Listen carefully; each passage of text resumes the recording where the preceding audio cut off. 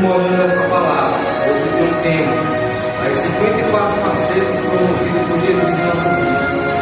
Porém, nós iremos falar sobre 10 facetas nessa noite, porque o tempo não vai nos permitir. Aleluia.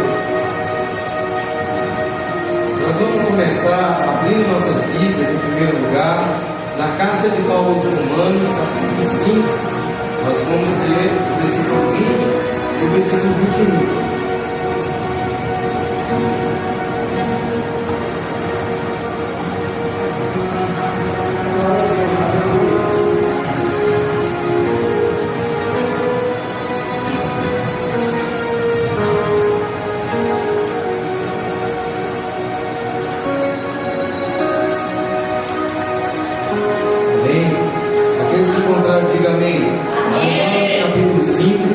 Versículo 20 e 21.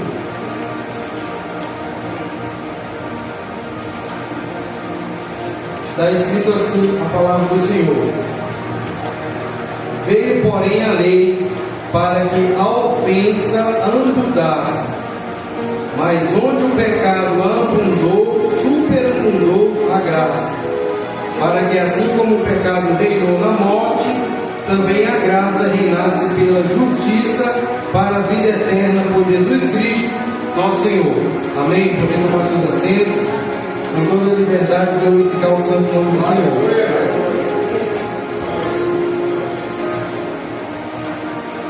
Aleluia.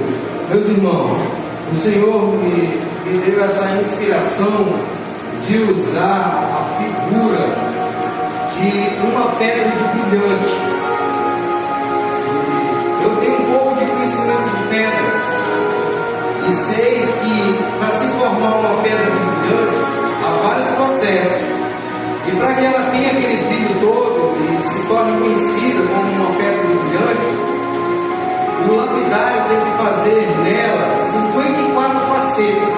Cada faceta tem que ser formada e polida, uma a uma, para que se torne aqui aquela pedra de brilhante.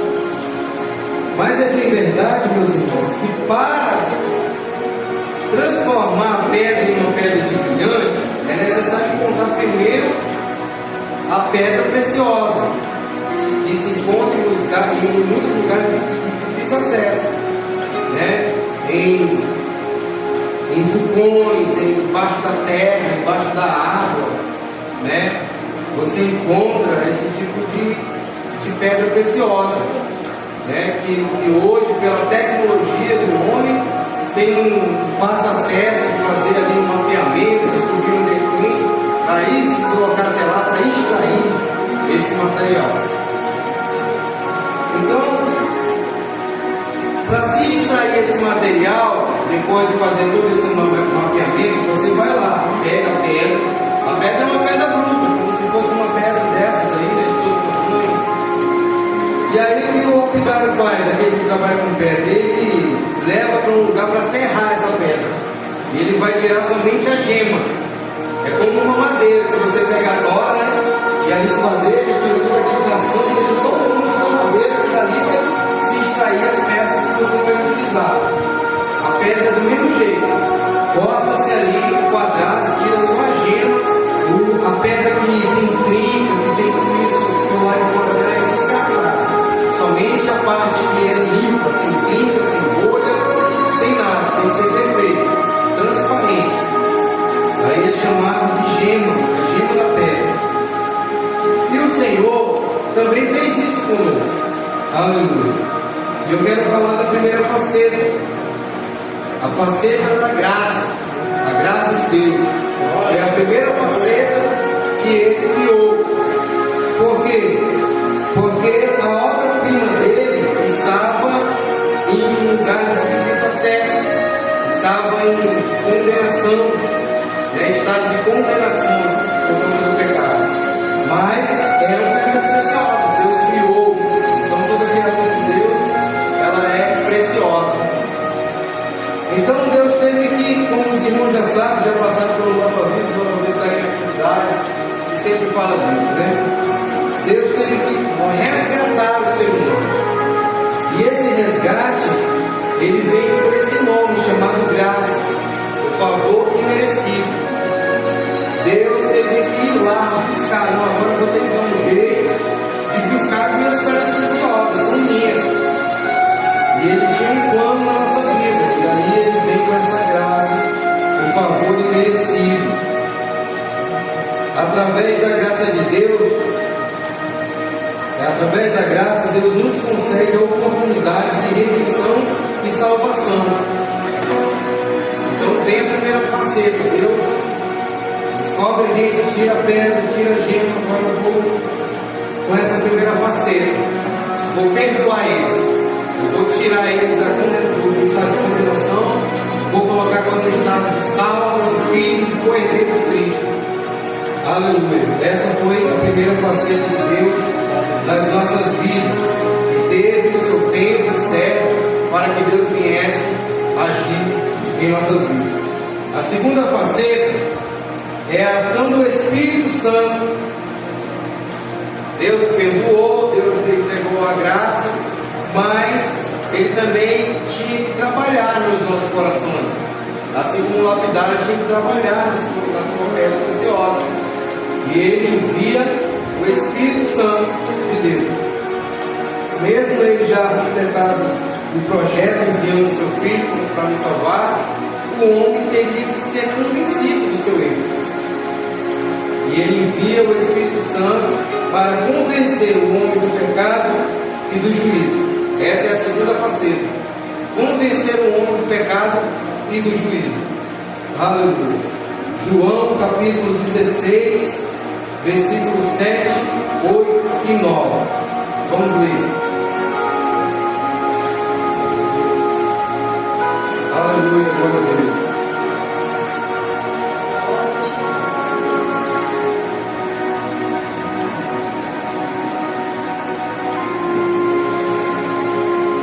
Versículo 7.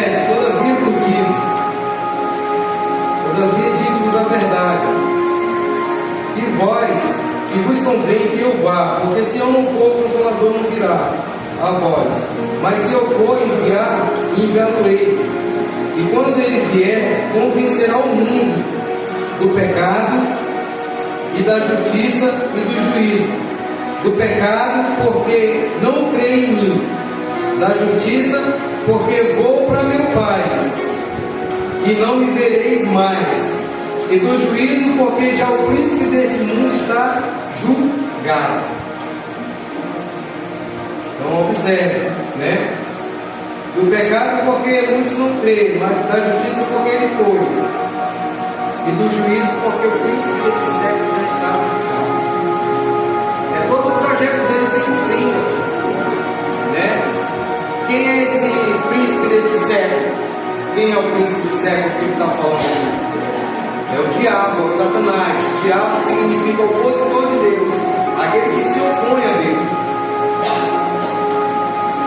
E aqueles que não creem no Senhor, né, vão ser convencidos do pecado, porque não creem. E Deus foi para ser executar o juízo, porque se ele não fosse, a justiça de Deus não se cumpriria, porque haveria que se cumprir a segunda faceta, que seria a ação do Espírito.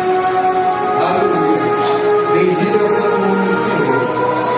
Então, com a ação do Espírito Santo nas nossas vidas, nós reconhecemos que precisávamos do Senhor, que estávamos realmente na posição de pecador e precisávamos da misericórdia de Deus nas nossas vidas. Então, nós fizemos uma ação chamada rendimento, nós nos rendemos a Cristo.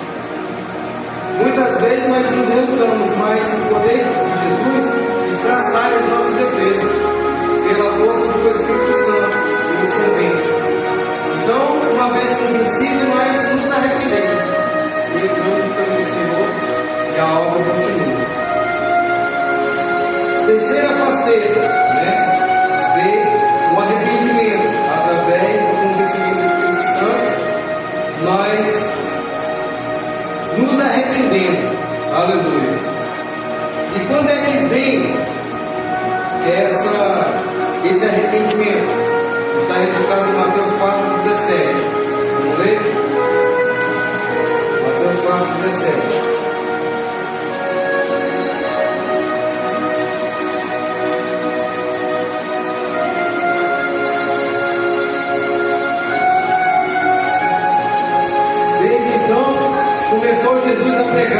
dizer: arrependei-vos, porque é chegado o reino dos céus. E Jesus, andando junto ao mar da Galileia, viu os dois irmãos de Simão, chamado Pedro e André, as quais lançavam azeite ao mar, porque eram pescadores. Ele disse: vinde após mim, e eu vos farei pescadores de homens. Então veja que a mensagem de João Batista já foi essa: arrependei-vos. Aí Jesus vem pregando e diz: arrependei-vos, porque é chegado o reino do céu, é chegada a justiça de Deus, é chegado o perdão de Deus. Mas o Espírito Santo é que convence o homem do pecado, do juízo e da justiça. Muitos foram convencidos através da vida de Jesus, porque o Pai e o Espírito estavam na vida de Jesus, e ali, através da sua palavra, ele convencia a muitos, porque o próprio Deus estava na terra. Depois, os discípulos teriam que dar continuidade, e eles só se dariam continuidade com a força de Deus com eles, que é o Espírito Santo. E vindo ao arrependimento se começa a quarta faceta. Cumprindo-se a terceira faceta, na sequência vem a quarta e vem a quinta. A quarta faceta é a purificação e a quinta é a consolidação. Então logo o Espírito Santo veio fazer a obra do arrependimento, purificação e consolidação. Que momento que veio o arrependimento na nossa vida? Quando houve a regeneração pelo poder do Espírito na nossa vida. Houve uma purificação, uma regeneração. E nós fomos regenerados por Deus. Algo que estava como aquela pedra bruta, foi tirada as trincas, as imperfeições, e aí tira-se a gema, traz para cá essa gema. Então é dessa forma que nós estávamos, como uma pedra bruta, tirou o que não prestava, e agora nós estamos purificados. E uma vez se arrependido, purificado, nós somos consolidados. O que é consolidar? Consolidar é dar a sua vida pela dos outros. Consolidar é dar a sua vida pela vida dos outros. Vamos ler Lucas 9:23. Aleluia, bendito é o seu nome do Senhor.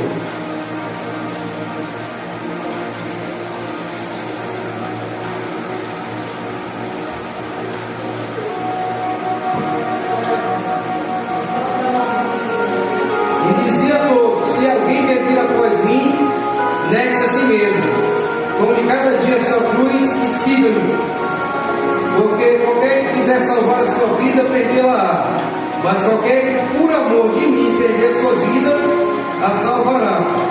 Porque que aproveita um homem granjear o mundo todo, perdendo-se ou prejudicando-se a si mesmo? Porque qualquer que de mim e das minhas palavras se envergonhar, dele se envergonhará o Filho do Homem, quando vier na sua glória, e na do Pai e na dos anjos. Em verdade, não digo que dos que aqui estão, alguns que não provarão a morte, até que veja o reino de Deus. Então Jesus próprio já falou sobre isso. Porque quando ele cumpre a quinta faceta da nossa vida, e o Espírito Santo opera a obra da consolidação, então já nós somos pessoas que criou amor pela obra de Deus. Nós já somos pessoas que já se tornamos pequenos Cristo na terra. Nós agora estamos com um amor no nosso coração que Deus colocou, porque Ele disse no livro do profeta Isaías que Ele transformaria o nosso coração de pedra em um coração de carne. Outra hora não tínhamos compaixão. Sem a consolidação, nós não tínhamos compaixão de ninguém. Nós éramos pessoas egoístas que só pensavam na nossa própria vida.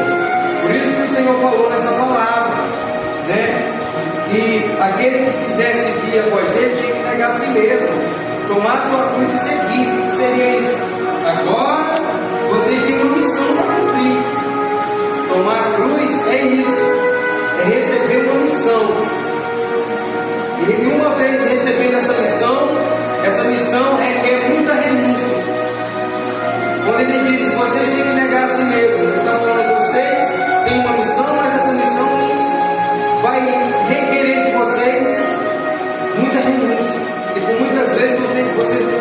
a si mesmo. Então, para nós seguirmos o caminho do Senhor, sem que haja essa quinta faceta produzida em nossas vidas, nós não iremos adiante. Porque a obra de Deus é essa: que amemos uns aos outros como Ele nos amou. O segundo maior mandamento: e vós ameis uns aos outros como eu vos amei. Já estava falando da consolidação. E essa faceta, ela é extraordinária, porque depois que uma vez essa faceta é feita na nossa vida, abre-se um leque imenso para outras facetas, porque o nosso coração foi trabalhado. Agora nós já se tornamos de uma alma ruim para uma alma boa, uma alma que queria fazer o mal, mas agora uma alma que quer fazer o bem. Foi uma faceta extraordinária na nossa vida. Deus transformou o coração em um coração de carne, era um coração duro, mas agora é um coração sensível. Chora na presença de Deus, se comovo com a dor de alguém, me compadeço de alguém que está precisando de ajuda. Por quê?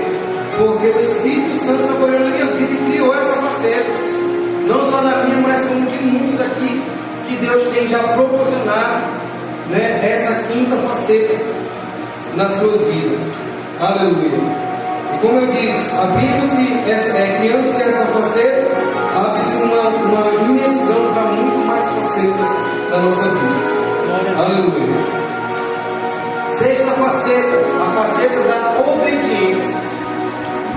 Uma vez criado todas essas facetas, voltando à comissão de Cristo aqui, que nós temos que carregar a cruz e seguir a Ele, negar a si mesmo, criando-se tudo isso, mas aceitando a nossa missão, o coração já está consolidado. Agora nós temos que obedecer a voz dele, os mandamentos dele. Uma vez agora que nós temos essa missão na nossa vida, o aceitamos, estamos negando nós mesmos, agora nós temos que obedecer. E obedecer é o melhor do que sacrificar. Aleluia. Observe como o presbítero anunciou aqui, falando acerca do profeta Jeremias. O profeta Jeremias estava estudando para ser sacerdote no templo. O profeta Jeremias, ele tinha um sonho de casar, possuir família, mas o Senhor o comissionou para ser profeta. E profeta no meio de um povo que estava apostatado da fé. O povo tinha abandonado a fé. O povo não queria saber da palavra de Deus. E Deus levanta ele, interrompe ele o sonho dele, que ele queria, né, que estava ali para ser sacerdote no templo. O Senhor interrompe e diz: não, você não vai ser sacerdote, você agora tem uma missão, você vai agora tomar a sua cruz, agora você vai negar a si mesmo, agora você vai me seguir. E se você fez tudo isso, você vai me obedecer. E aí Deus levanta ele como um profeta. E ele profetizou durante 40 anos. Não foi 40 dias, não foi 40 noites, foi 40 anos. Muitas vezes levou porrada, muitas vezes foi preso. E assim era a vida desse profeta.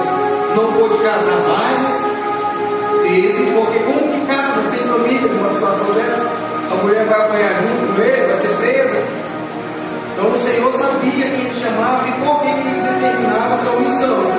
E para ser, discípulo, profeta naquele tempo, muitas das vezes o Senhor separava alguém ou ele ia casar por isso, por conta da sua jornada. É verdade que existiam profetas que casaram, existiu, mas muitos específicos daqueles que estão registrados na palavra, eles não tiveram essa oportunidade porque a missão deles era específica. E o Senhor faz assim na nossa vida, e o Senhor é misericordioso para nós, não permite nós casar, já permite aí nós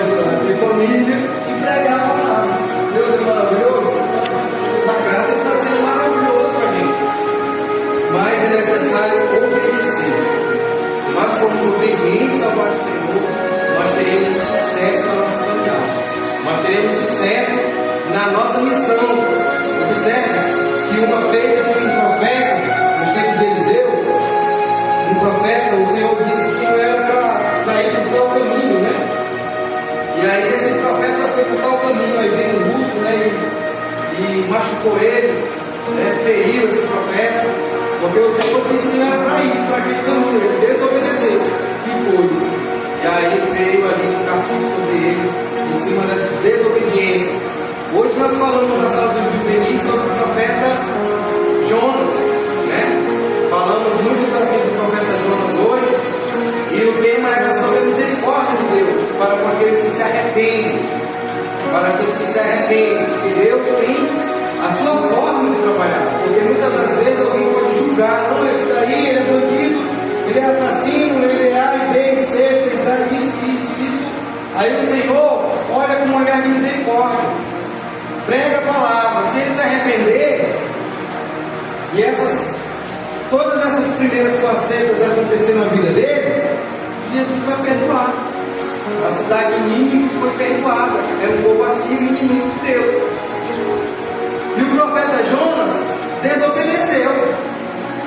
Ele não queria que ele não, o Senhor vai perdoar, então para que eu vou lá? Eu já sei que ele vai perdoar, porque ele é de misericórdia. Eu quero mudar minha rota. Mudou a rota, quase morreu. Passou 3 dias lá no meio do peixe, que é comparado com um inferno. Lá em Telegram. Deus teve misericórdia, deu uma segunda oportunidade para ele. Foi lá, pregou, o povo se arrependeu, a nação inteira. Até os animais se viraram diante de Deus, naquela cidade. Deus foi desapareceu. Eu ilustrei para eles a questão de Abraão com a cidade de Sodoma. Deus iria destruir a cidade. E Abraão, preocupado com seu sobrinho que morava lá, falou: Senhor, mas se tiver 20 lá, junto, o Senhor vai destruir? Ele falou: por amor dos 20 eu não vou destruir. E Abraão também insistiu: mas se tiver 10, por amor dos 10 eu não vou destruir. Senhor, o Senhor me perdoe, mas se tiver 5, por amor dos 5 eu não destruirei. Porque Deus quer ver arrependimento. Se ele destruiu a cidade de Sodoma, tirando só Ló e a sua família, é porque não tinha ninguém que ia se arrepender. Porque Deus sonda o coração do seu irmão. Porque se tivesse ali 5 justos, ele não ia destruir a cidade. Né? Até 1 sequer, foi até mais, é mais profundo. Abraão foi insistente. Até que vai ser: perdoa, Senhor. É 1. O não destruiu. Mas enfim, a desobediência leva à destruição, leva a prejudicamento, né? Ação prejudicial. Então, a faceta da obediência, ela é produzida na nossa vida, por intermédio da nossa caminhada, de ouvir a voz de Deus, de dar crédito à palavra do Senhor, e a gente vai aprender a obedecer e Deus continua, e Deus vai obedecer a nossa vida. Sétima faceta, a faceta da missão, como eu já falei, Marcos 9:34.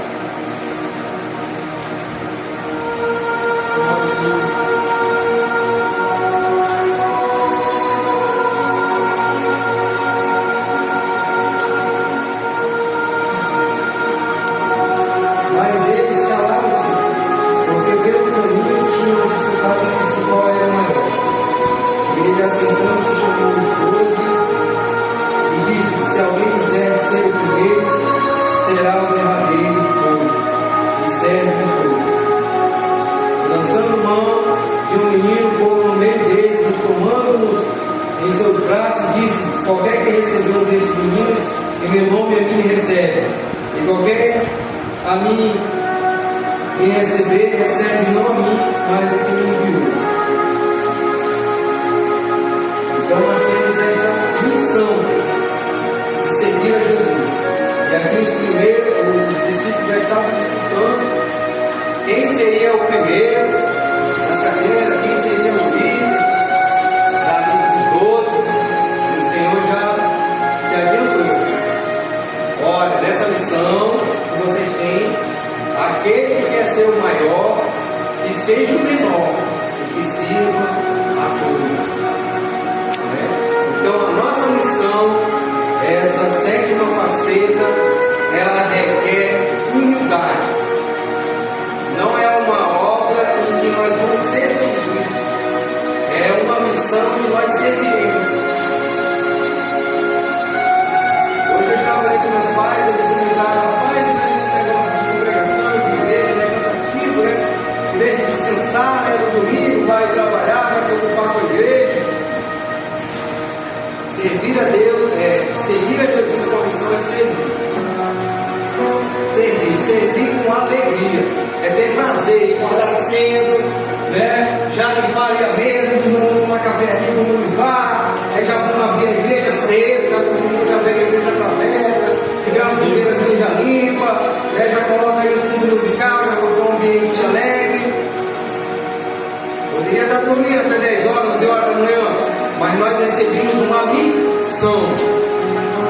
E se nós temos a responsabilidade e fizemos uma responsabilidade com Deus, nós temos que cumpri-la e obedecer. Aleluia. Porque o obedecer é melhor do que sacrificar. Então, ter essa missão é uma honra. Os anjos queriam. Os anjos queriam ter essa missão, essa honra que nós estamos tendo.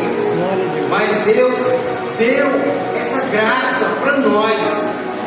É uma honra poder servir a Jesus. O apóstolo Paulo, antes de morrer, sabia que seria decapitado, mas estava com a sua alma tranquila, estava com a sua vida tranquila, porque ele falou que o morrer para Cristo é ganho, né? Como é que é? Assim, morrer para Cristo é lucro. Ele disse, ele bateu no peito dizendo que ele tinha guardado, né, a sua fé, que agora a carreira que estava proposta, né, estava se findando, mas que ele tinha guardado a sua fé até o fim. A espada estava esperando, mas ele sabia que ao atravessar a linha da morte, um lugar especial estava esperando a ele. Eu tenho certeza que cada um que cumpre a sua missão nessa terra, Deus o honrará. Eu quero que ainda animar os irmãos com outra coisa que o Senhor vai fazer lembrar aqui sobre isso. Deus não deve ninguém.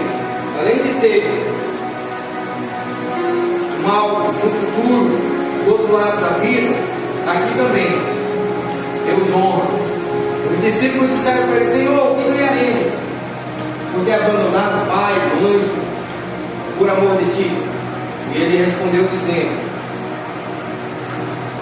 100 vezes mais vocês ganharão nessa terra, em paz, irmãos e irmãs, e na vida futura, a vida eterna. Tem um ditado popular que diz que vale mais uma vida na praça do que o dinheiro no bolso. E Jesus não usou o argumento de amigos da praça, ele disse pais, irmãos e irmãs. Ou seja, nós temos uma família. Essa família não nos deixa desamparados, porque o Senhor é o dono dessa família. Então, eu vou ter mãe, eu vou ter pai, eu vou ter irmãos, eu vou ter irmãos. E a ajuda muitas das vezes vem dos irmãos. Não é isso, né? Assim que a gente faz, o irmão está precisando de ajuda, Deus usa os irmãos. Ele usou esse argumento da família. Aleluia. Então nós ganharemos 100 vezes aqui. E na vida eterna, a vida futura. Aleluia. Glória a Deus. Oitava faceta. Então, como eu disse, aqui no Sulé são 54 facetas. Eu vou só até o 10. Só até a 10ª faceta. Oitava faceta. A faceta do tempero. Aleluia. Mateus 5. Isso eu estou falando aqui, narrando a história do cristão, uma caminhada com Jesus, aleluia, em que ele promove as nossas vidas. 5:3, está escrito assim. Eu já vou antecipar para os irmãos aqui a faceta 8 e a faceta 9. A faceta 8 é o tempero e a faceta 9 é a claridade. E na Bíblia vai dizer luz. Versículo 13: Vós sois o sal da terra. E se o sal for insípido, com que se há de salgar? Para nada mais presta, senão para ser lançado fora e ser pisado pelos homens. Então, a faceta do tempero tempero. Se você está fazendo a missão, está fazendo o vídeo do Senhor, está agora na posição de filhos do herdeiro de Jesus, você tem que ser uma pessoa temperada, tem que ter um tempero, tem que ter o sabor. Ele disse que nós somos sal. O sal ele tempera a comida, aleluia. Comer comida insossa, né, é difícil. Algumas pessoas não pertencem, a gente tem que ser adquirir, né? Amiga, você vai comer insosso, mas é horrível. Nós que acostumamos comer uma comida com temperada é ótimo. Então a igreja é o tempero do mundo. Ele está falando aqui, vós sois agora o tempero, sal da terra. Agora, se esse tempero ele não servir para nada, deixa eu usar a palavra para não sair da palavra. Se o sal for insípido, o que há de se salgar? Para nada mais presta. Ele está dizendo aqui, vocês têm que ter tempero, tem que ter sabor. Nós não podemos fazer uma obra, e eu vou acrescentar aqui o que dá esse sabor. O que dá o tempero, meu senhor? Se não o amor. O amor. O dom supremo. O amor. Ele coloca o tempero. Se não tiver amor, é como um sal insípido. Não vai prestar para nada. Ele vai ser só lançado fora. Então, o tempero na nossa vida é o amor. Se nós não tivermos amor em tudo que nós fazemos para Deus, vai ser um sal insípido. Observe. Se você pegar, Deus lhe dá uma oportunidade que você vai ser uma pessoa que vai limpar o banheiro. Parece ser algo assim que é o mais desprezado dos serviços que a pessoa pode fazer, limpar um banheiro. Mas se você for fazer com amor esse serviço, você vai colocar tempero naquela situação. As pessoas vão entrar no banheiro, vão se sentir agradecido de Deus no banheiro. As pessoas vão maravilhar a limpeza e higiene daquele banheiro, porque você colocou tempero, você enfeitou, você colocou o melhor tapete naquele lugar, você colocou um cheirinho e você colocou amor. Deus recebeu e os irmãos vão sentir a presença de Deus por conta disso, porque a sua obra foi feita com tempero. Isso em tudo que nós vamos fazer para a obra do Senhor, nós temos que colocar o tempero. E Jesus fala aqui na sua palavra, nos ensinando e colocando na nossa vida essa faceta, oitava faceta. Na sequência, a faceta da claridade, a faceta da luz. Aleluia.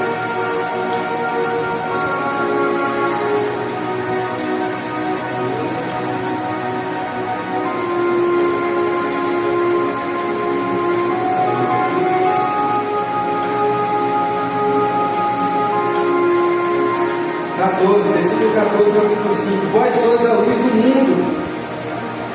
Não se pode esconder uma cidade edificada sobre um monte, nem se acende a candeia e se coloca debaixo do alqueire, mas no velador, e dá a luz a todos que estão na casa. Então nós somos a luz do sal da terra, a luz da terra e a luz do mundo. Então ele está falando, não se pode edificar uma cidade, esconder uma cidade e foi construído numa serra, porque de longe as pessoas não veem, não tem como esconder. Não tem como também pegar essa lâmpada aqui e esconder debaixo da cadeira, porque a lâmpada tem que ser colocada aqui para iluminar quem está em sua volta. E assim somos nós, né? Essa faceta, ela tem que ser dessa forma na nossa vida. Jesus está falando, agora vocês agora vão ser a luz, vocês têm que aparecer, vocês não têm que se esconder não. Então, vocês não vão se esconder. Vocês agora foi criada essa faceta na vida de vocês para vocês iluminar outras pessoas. Porque o príncipe deste século cegou o entendimento do mundo que está aí fora. E nós é que clareia o entendimento, nós é que coloca a luz. E a luz da palavra. Aleluia. A palavra do Senhor diz no Salmo de número 119, versículo 5, né? Salmo de número 19, 5. É isso? Porque a tua palavra é lâmpada para os meus pés e luz para os meus caminhos. Isso, Salmo 119, 105. Muito obrigado, irmão.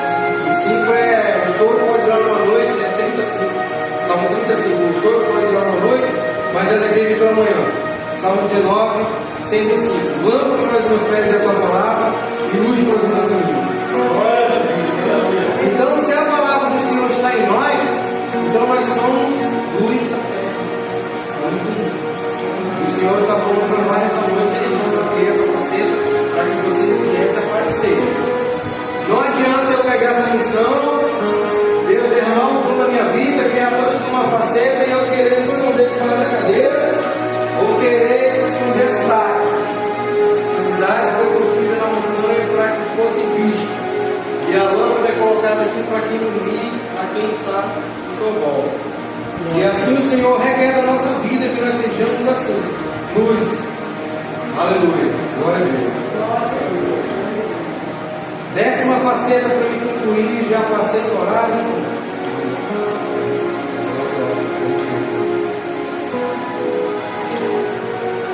Hoje eu estou rápido, graças a Deus. Então vamos lá. Faceta 10ª.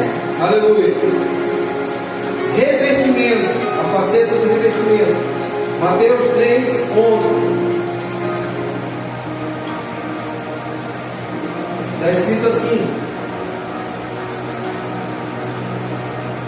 eu em verdade vos batizo com água para o arrependimento, mas aquele que vem após mim é mais poderoso que eu, cujas alparcas não sou digno de levar. E ele vos batizará com o Espírito Santo e com fogo. Em sua mão tem a pá, e limpará a sua eira, e colherá no celeiro o seu trigo, e queimará a palha com fogo que nunca se apagará. Meus irmãos, eu estava aqui meditando nessa 10ª faceta e o Senhor me lembrou de algo maravilhoso. Por que é Jesus se batiza? João estava falando: olha, eu não sou nem digno de desatar e a correr das sandálias dele. Eu batizo com água, mas vai vir um que vai batizar com o Espírito Santo com fogo, para se cumprir a promessa de Deus, para que se criasse em nós a 10ª faceta, que é a faceta do revestimento. Os discípulos estavam todos ali ao lado do mestre, muitos sinais aconteciam através da vida deles, porque Jesus estava com eles. Mas quando Jesus ressuscitasse e subisse, eles estariam ali agora com uma missão de espera, uma espera de revestimento. Eles a ordem de Jesus foi que eles ficassem em Jerusalém, até que do alto eles viessem revestidos de poder, para que essa profecia de Deus se cumprisse na vida deles, através do Espírito Santo. Porque através da descida do Espírito Santo eles foram revestidos de poder. Eu estou vestido com uma camisa, mas quando eu coloco o paletó, eu estou bem revestido. Então Deus assim quis, eles revestidos. Porque a partir do momento que isso acontecesse na vida deles, eles teriam ousadia, eles perderiam medo. Eles perderiam medo. E quem tem medo não se esconde debaixo. Quem não tem medo não se esconde debaixo da cadeira, não esconde a cidade, ele tem ousadia. E só se tem ousadia quando esse revestimento acontece na nossa vida. Aí vem a pergunta dos irmãos: por que Jesus se batiza? Observe no Antigo Testamento que no Levítico 6,13 a palavra do Senhor diz assim: que o fogo do altar arderá continuamente, não se apagará. E ali, quem cuidava para esse fogo não apagar? Quem é que cuidava? Porque esse fogo foi ateado por Deus, fogo veio do céu. E aí eles cuidavam para que aquele fogo viesse estar aceso de dia e de noite, não podia se apagar. Quem cuidava? Sacerdote. O sacerdote vinha, tirava para cima e colocava mais lenha. Era uma vigilância total naquele fogo, não podia se apagar. Era assim que tinha que estar aceso. Quem é o sacerdote hoje? Jesus. Jesus, ele é o nosso sumo sacerdote. Ele foi para o céu e ele está cumprindo agora o seu ministério sacerdotal diante de Deus. O sacerdócio perpétuo. Aleluia. O sacerdócio perpétuo. Glória a Deus. E ele agora, ele que batiza com fogo. Por quê? Porque é ele que não deixa o fogo se apagar. Ele é o sacerdote, o fogo de Deus, ele batiza. E agora, através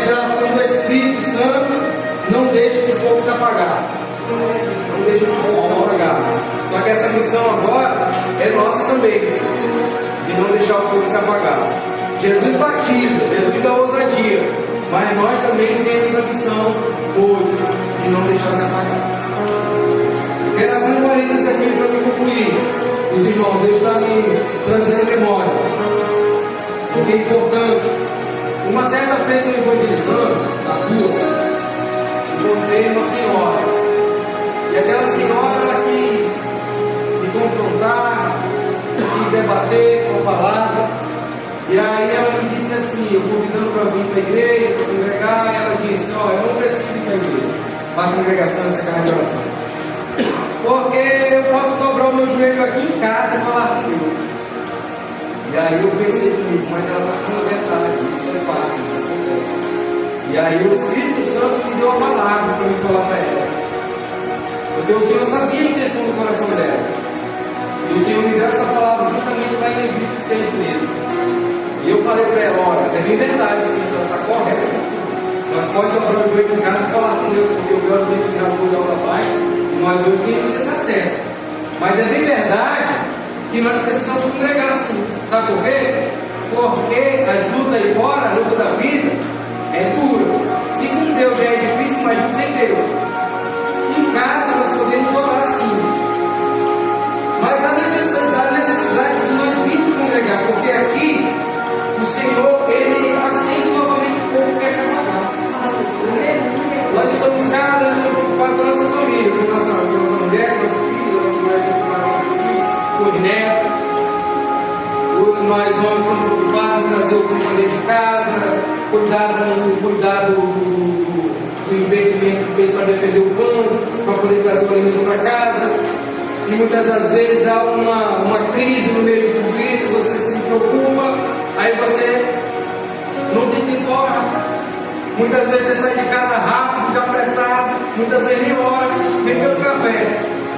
Que é fato que tem que orar, mas muitas vezes está tão pressa, olhando para Deus, tem que ir para o trabalho.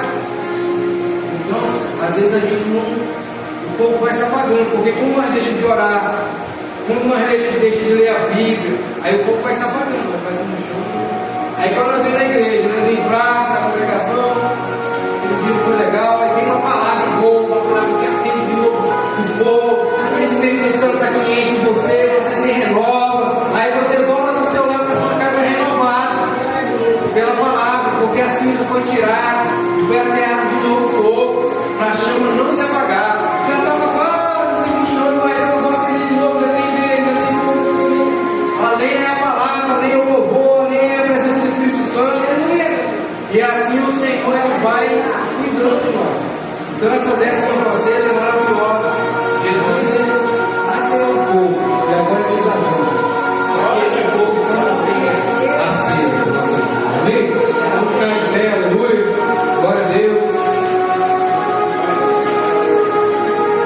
Os próximos domingos já está agendado 2 pregadores, né?